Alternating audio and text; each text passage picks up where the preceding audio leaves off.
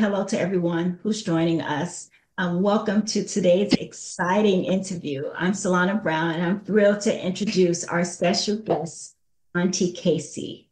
She's the brilliant author behind Skyler's Space Adventures, a captivating book that takes young readers on an unforgettable journey in space. So, Auntie KC, please tell me something about you. Well, the Skyler Space Adventures to begin with, Skyler is my nephew. And I first had the idea of writing the books about space when he was 4. And I really wrote these books, the original ones, to make him laugh. And that was the entire intent of it. There was no science behind it. It was just goofy stuff.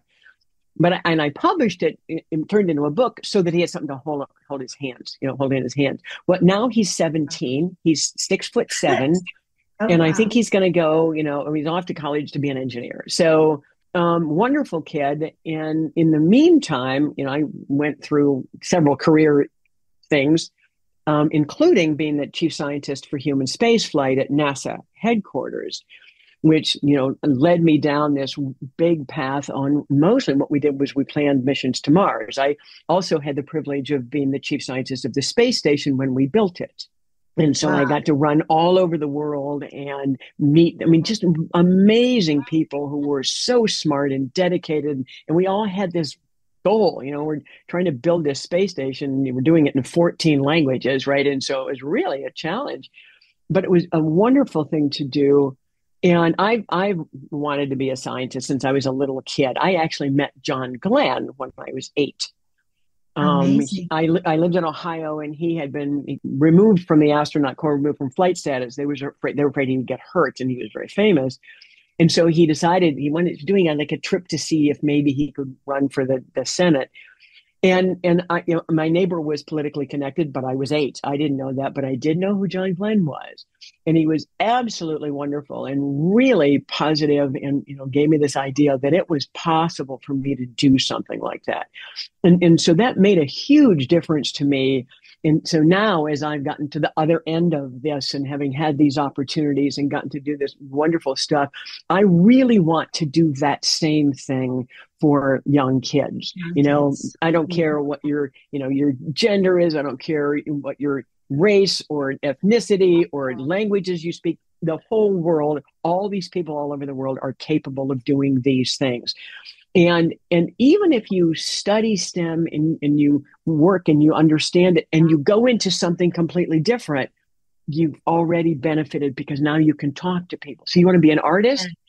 Sure. You can draw things, but you understand what's going on. Maybe you're going to draw rocket ships, right? Like whatever it is you want to do. So, or draw planets. We're always looking for artists to, give us an idea of here's the image that we got back, and it's in black and white because you can't project color images. So colorize it, right? But make it look right. Well, how do I know what's right? Right. And so your actual field that you eventually go into is not really, there will never be a detriment to understanding the sciences. In fact, I guess that's why they kind of turned STEM into STEAM to add the arts to it, because there's a real amazing part of that. It was one of the places where I saw that come out was when I was in Japan, and they built a very large piece of the space station. And when I saw it, it was still on the ground, but everything was perfectly polished. Angles were perfectly done. It was just a real work of art. And they were going to cover the whole thing with this, blanket to keep it from getting, damaged if it gets hit by things. So no one else was ever going to see this. Not the astronauts when they were outside, no cameras would ever see it. And they made it perfect anyway. And it was really, really great to see that. And it was that mindset that is a thing of beauty, is a thing that's useful, and you just make that happen. That's your task. So it was one of the great fun things about working, with all these different countries and all these different people, because everyone brings a different perspective to the table. And so the idea of the books, so this is based on my nephew is the lead character. Now he's an adult now, but when I first started thinking about it, he was a little kid.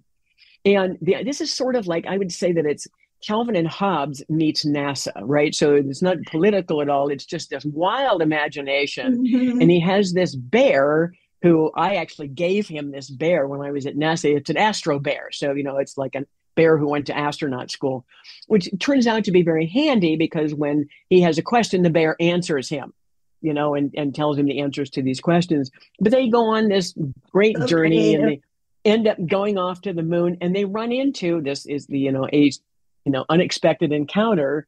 They run into an alien who is there, and this alien about the same age, and of course looks like the cartoon aliens you see with the little inflatable aliens, because that's what a 5-year-old would think an alien looks like, right? In fact, I have like 20 of those inflatable aliens in my basement because people think it's really funny to give the chief scientist of NASA an alien. Thank you very much. So they're very cute. They're all over my basement.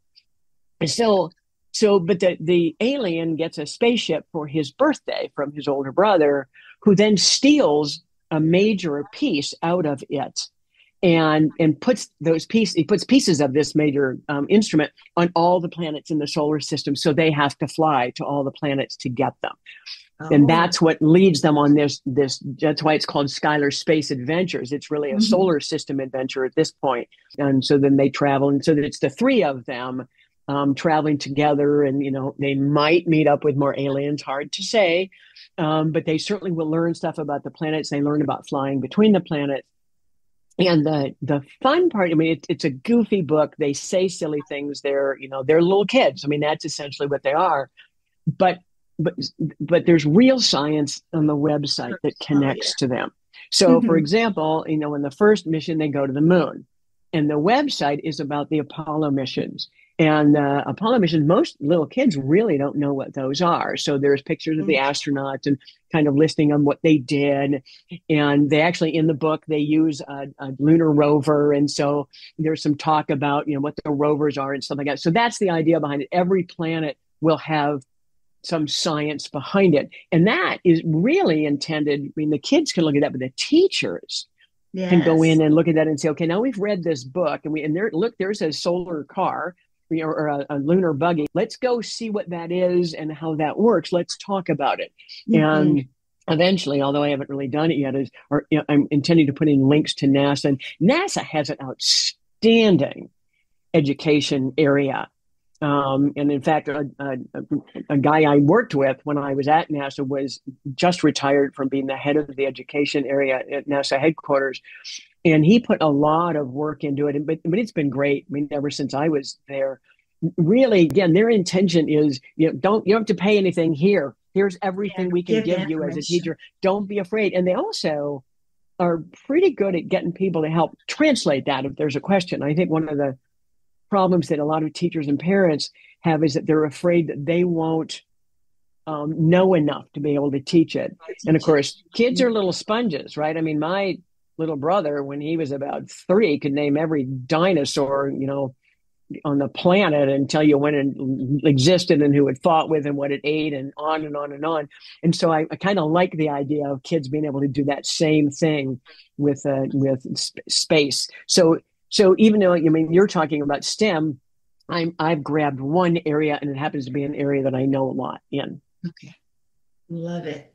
Love it. Your story is so fun and creative. Was it challenging writing the story? As I know you have all this information, all the science behind it, but putting it into a small story for kids to make it fun and engaging. How challenging was that? Well, it was really fun to do because one of the things I did when I left NASA and came back to the University of Michigan is I taught a class in scientific writing.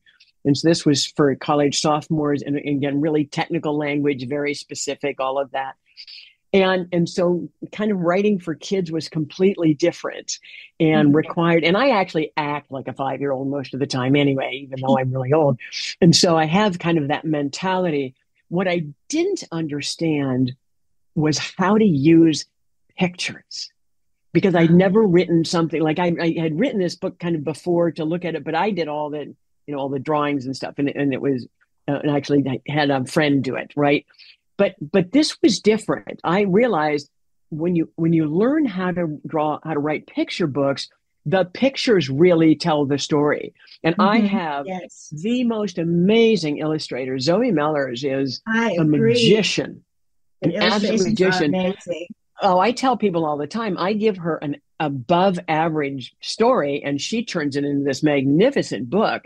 And we work very, very well together. And so she like gets my ideas and where I'm going with things. And we usually are back and forth. It probably takes, I think it took us 2, maybe 3 drafts to draw the original characters when neither of us knew each other. Right. And so, and she just adds stuff. Very One of the things talented. I love so much about the books, if you go in there, she has put all kinds of little detail stuff in the background of all these pictures, which kids love to look at. Like in the first week, they actually launched to the moon on using the trampoline in the backyard. That's the imagination part of this. Wow. But Love it. there's all kinds of neat little toys and figures and designs and stuff like he's thinking about right off the trampoline, right? I mean, it's just neat stuff that she has in there in the alien ship, which will show up the inside, a lot of it in the next book. There's all kinds of neat stuff in there that is really fun. And so it's very engaging for young kids. But as you get older, you can also read the book and then move on to the real science. So hopefully, a child doesn't turn 9 and go, yeah, I just don't want to do that anymore. They're written 5 to 8-year-olds, but I'm hoping there's more to it than that. And I'm hoping teachers will enjoy it and enjoy reading it. Although I would go anywhere to read to kids, like just give me a call, right? Shoot me an Instagram message. I am on my way whenever you want me. And so, because I love doing that, I really love talking to little kids. To me, that one of the greatest noises in the entire earth is children laughing. I just think that's a wonderful sound. Oh, indeed. Yeah, Oh, yes. and then to actually think that maybe you made a little bit of a difference, that they could go on and they go, well, maybe that science thing is pretty fun, right? So that would be great. Love it. Do you have a copy of your book that you can show us? Oh, I sure do. So here's the book itself. I'm trying to get the thing right. Now, I Yes. do have it electronically. I could probably share it, but this is a pretty good idea of what it is. So there they are taking off. It's an inflatable space shuttle, which I had given one to Skyler's big brother. You can see the bear inside, and then that Skyler sitting on the outside. So, it's not that long. Again, it's a picture book, so it's not very long. And there's just creative stuff inside. I mean, Zoe is just brilliant. This book would be nothing without her. I totally agree. The illustrators really bring the story to life. Yeah. Now there's an example of somebody who's doing STEM stuff, and she wasn't a STEM person, but she has, she got it. She's very smart, which is helpful, right? And so, we can work on things. She looks stuff up, but she's an incredibly talented artist. But she's also she's so creative. She adds stuff to the story. She will say things, and I never even occurred to me, and all of a sudden the book changes a little bit. So it's really fun working with her. Okay, so what strategies would you give to other STEM professionals in order to help guide them towards creating future leaders in the STEM fields? You're talking about teachers and parents, sort of, or anybody? Teachers, parents, okay. STEM professionals. Mm-hmm. Well, the thing that's probably more important than anything else is for them to have an enthusiasm for it. Okay. My dad was hugely big NASA guy. So now just give you an idea of how old I am. Apollo 11, the ship that went to the moon, launched on my 11th birthday. Wow. And so I kind of grew up with the Mercury astronauts, Gemini, and my dad was really we watched that stuff on TV all the time. So there was this huge enthusiasm for it. And it's more important even than knowledge, right? It is to sort of say, this stuff is fun. And especially with young kids, hands-on stuff, make things. I have a system where you can actually use Alka-Seltzer as the launching stuff, because you put a bunch of it in a bottle and of course it explodes out and you can launch things with it, right? Mm-hmm. So, there's so many things that kids can do with their hands, and they build stuff. One of the things we're creating are some patches, right? So that kids could collect patches of the different areas, the different planets when they go there. So but so kids like that. I also think it's worth, again, you don't have to know a field 100% to be able to help a child get engaged in it. If you have some crazy child like my niece was, she'll go and investigate it on her own, right? Once she's been introduced to it. But somebody introduced her to that, and I'm pretty sure it was her mother, right? Who got her, kind of nuts about the stuff that she does.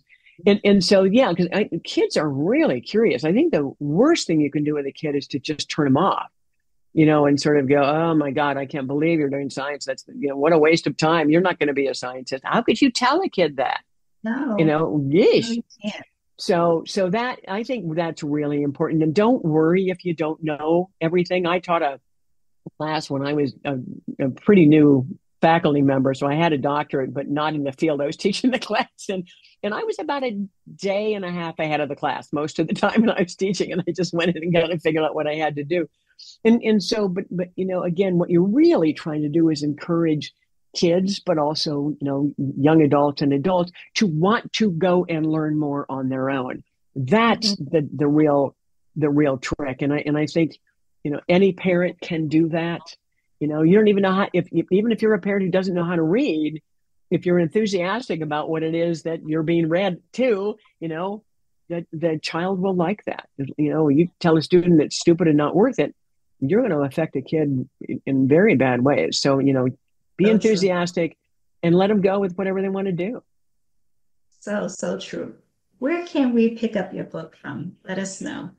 You certainly can get it on Amazon. Hard copy, hardcover, paperback, and an ebook. You can actually send emails to me to order. If you come to an event, you can certainly buy them there. I always have books. In fact, I carry them around in my car. Tell us about some events that you have. I did a really fun reading in a bookstore in a very small town in Michigan. And they have, the name of the town is Vicksburg, and they had this thing all summer called Berg Days of Summer. And every Wednesday night, so they had this, it's like they closed the little street, which is really a little street. So, there's maybe 10, 15 stores on the whole street.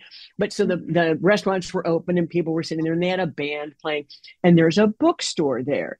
And once a month, she didn't do it every week, but once a month, she had some author come in and read. And so she invited me to come. And what we did, which I guess I was the first person to do it, and I tend to wear my flight suit when I come to read to kids because the kids go, ooh, so it's kind of fun. But I came, into her store. I was going to read at 6:00, and when about 5:15, I had set up. And she said, here, let's just go out on the streets and see if we can get anybody to come. And I have all these coloring pages from the different pictures in the book. And so she went one direction and I went the other. And anytime I saw anybody with a child younger than the age of like 15, I kind of went over and engaged them and gave them a coloring page and told them who I was and said, I'm doing this reading at 6:00. And by the time 6:00 rolled around, we had like 45 people in the bookstore, which would kind of filled it up. And it was just terrific. And the bookstore is great. It's called Gilbert and Ivy, and she collects like unique and interesting books. So she really works hard to get things that will engage folks. In a small town, you have to work pretty hard. Yeah. And so I got to do this reading, but the kids were like right there, and it was great because there were little kids who were right, with me. And then there were like the older brothers and sisters who were right behind them, kind of cheering them on, right, while I worked. And then the parents were sitting around going, oh my gosh, because I get kind of wild when I'm reading the book. I do all the character voices and go kind of nuts. And then signed books and chatted with kids. That was really fun. And I just recently it was actually a sales event in support of dementia care. My older brother has very bad dementia. And so I got invited to this sale, and you raise some money for that. And again, it was like a 4-hour event. And I ended up selling a lot of books, but I don't remember selling the books. I remember talking to people. That's the stuff that I like the best, right? Telling the story, essentially a lot of the things that I just told you, right? Where I came from, where the idea came from, what I'm doing, my plan for the future. I want to go out. I want to get into schools. That's my favorite thing. And I tell teachers, if you let me read to the first and second graders, I will go into your seventh, eighth graders and talk about, real NASA science Yeah, stuff, which I science did stuff. when I was at Yeah. NASA. And so I'll spend the whole day there. I'm okay with that. So that's kind of, the sort of stuff. I'm doing another one of those events this Sunday coming. Go out and just set up a table and, put a bunch of books on there. And I always take a couple of inflatable aliens with me, just so you know that. Nice, Right. nice. So tell us where you're going to be. Do you have that information already for you? Yeah, it's Alber's Orchard is the name of the place. It's in Manchester, Michigan. So again, a small town. And these folks are pretty bright. They bought this orchard and they were, working with it. And then they got a liquor license and they made hard cider, really beautifully, tastes great. And so they built Mhm. this gorgeous facility that can host weddings. It can have, events. And so this is an event, so again, for Christmas, as they're coming up to Christmas. And I kind of thought, well, my book really doesn't have anything to do with Christmas, but it makes a really good Christmas present. Oh, it sure does. And that's what I'm realizing. I held off launching my second book because I wanted to wait till after Christmas. I won't do that next year. If I Okay. have a book ready, we'll launch it, November, Thanksgiving Day. I don't care, right? I want to get it out. I want to be able to take it places and say, Mhm. here's the book, right? And so I'm kind of still learning a little bit about doing the live events. I haven't done a lot of I've done a huge amount of speaking, but that's Mhm. in my other job, right? And so this is a little bit different, but it's really fun. And it's interesting because sometimes you get kids there, but as often as not, you don't. Who you're recruiting are the parents and grandparents. I can't tell you the number of grandparents that, oh my gosh, I've got 4 grandchildren. I need 4 copies of this book, right? So, and it's Could fun. you It's tell really us, fun. could you tell us about the upcoming book, your upcoming book? Oh, now, so one of the tricks here with this book is that I don't tell anybody where they're going the next time. See if I can get this up here. So Pete, the alien, gets clues on the Hmm. bottoms of his feet. So you can see that's one of them. And then I see if I can get his other foot to come up. There's his other foot. I'm doing this backwards in a mirror. And so those are the clues the kids have to solve, the gang has to solve in order to go to the next planet. And then they get to spend a little bit of time, in the spaceship. And that's where you get to sort of see the inside of the spaceship.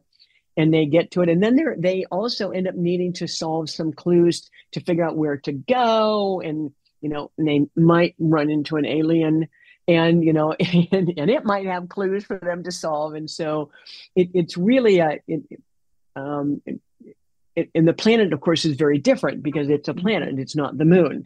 And so it has an atmosphere, right? And that's a whole new thing. And so that's some of the science that begins to come in um, to this is the difference in and traveling from one planet to another.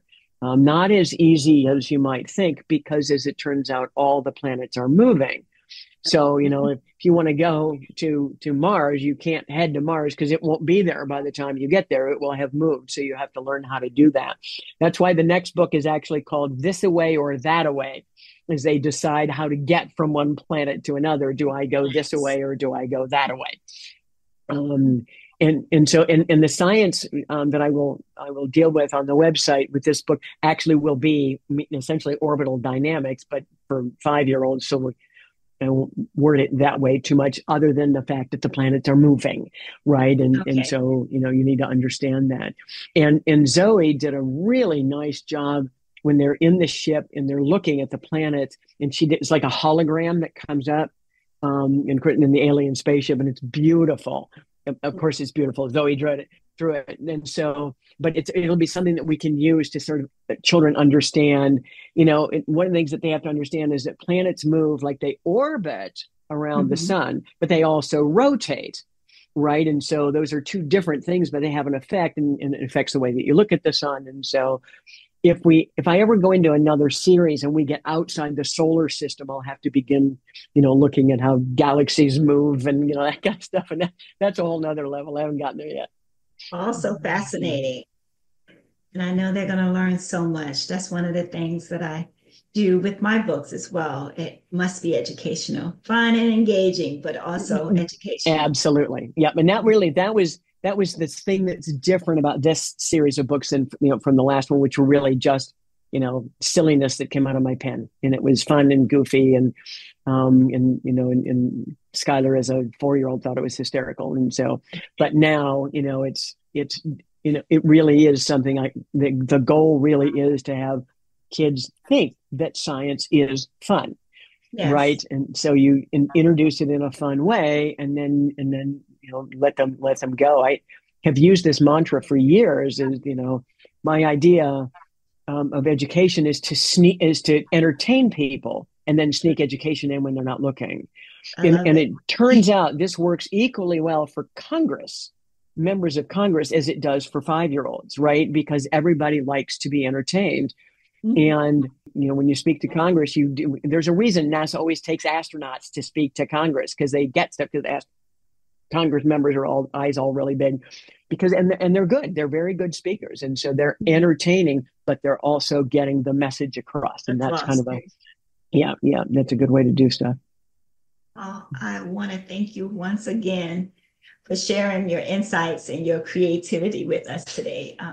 You all go out, check out the book. It's so fun, so engaging, and you'll love everything about it. It's called Skyler Space Adventures. Um, Yep. And you can go to AuntieKC.com and see it all coming at you. Say that one more time. AuntieKC.com. Love So it. it's AUNTIEKC.com. It was a no-brainer when you emailed me to say yes to this, because it was perfect. That's exactly what I want to do, is to get out and do that kind of stuff. So Yeah, so I definitely want to thank you and everyone who will see this in the future. This conversation has been so inspiring, and I really hope that it will help someone, parent, teacher, professional, and child, with doing more and being more engaged with STEM and all of its fields. yeah, amen to that. Yeah, we could certainly use that today. That's a really important.